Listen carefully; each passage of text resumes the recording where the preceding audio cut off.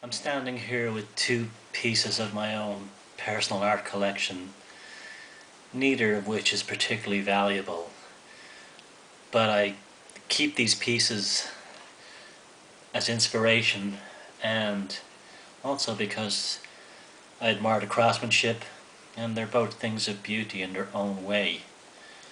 But these two particular wood carvings I would like to use to help demonstrate the difference between how a right-brain artistic approach and a left-brain artistic approach can differ in two interpretations of a similar thing.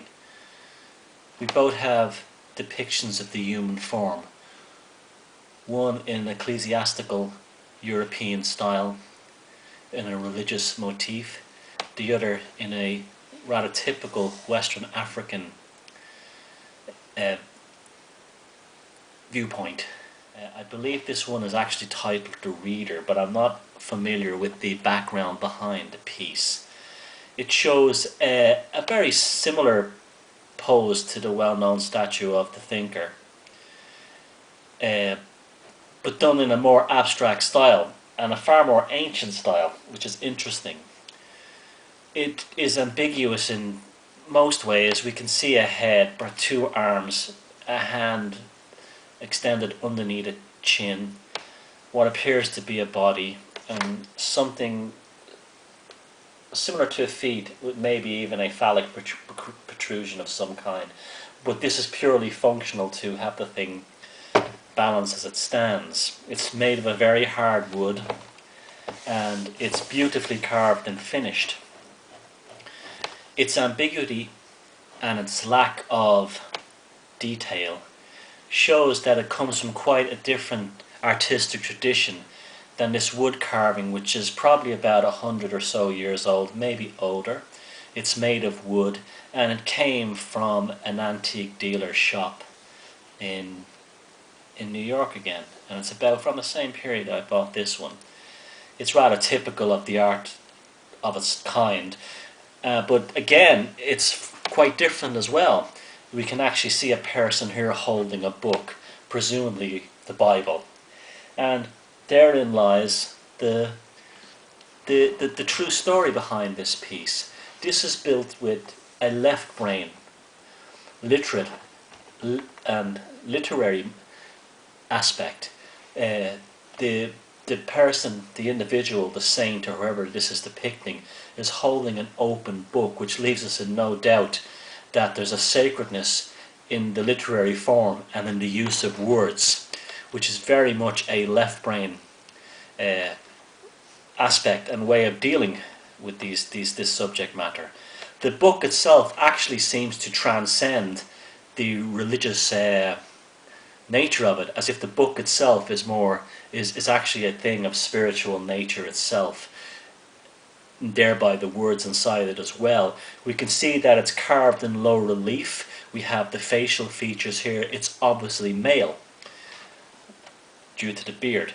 This one here, we don't know if this is male. We don't really even know if this is female. We probably don't even know if this is human. Is it a spirit? Is it a phantom? It's very difficult to make it out.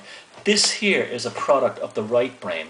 It's a product of a viewpoint which doesn't see things quite as linear. It comes from a background which doesn't have the formal Western education that the artist who made this, or the original designer who came up with this design, would have come from. But yet it's the same thing. One is left brain, European, literal, and a literary approach to art. There's a mathematical aspect to this, but this one is more. It's more flowing. It comes from the right brain. It's dreamy. It comes from a more fluid, a more imaginary, and a more dreamlike perspective.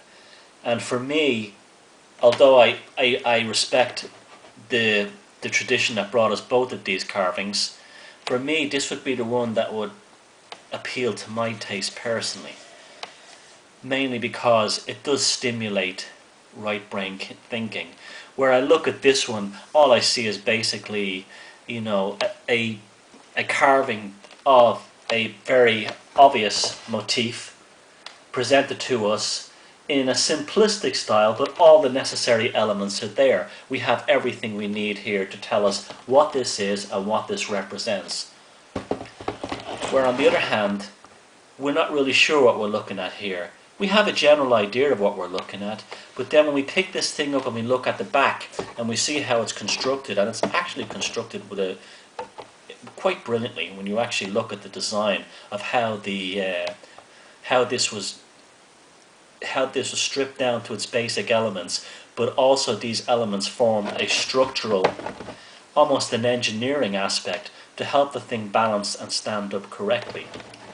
So, although the actual artistic motif and the actual approach would be right brain, to get this thing to actually stand up right and not fall over, what this piece says to me more than anything else, with its beautiful form, its imaginative shape, and its practical, brilliantly thought out structure to make it balance, what this piece says to me more than anything else is, if we develop a right brain creative outlook and a right brain creative sense of vision, we'll eventually get to the left brain, to the analytical, to the problem solving, to the necessary skills we need in the practical world.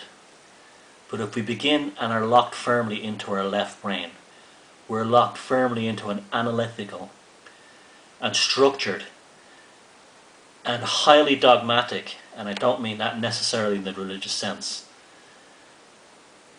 way of seeing and doing things, we tragically may never ever get to this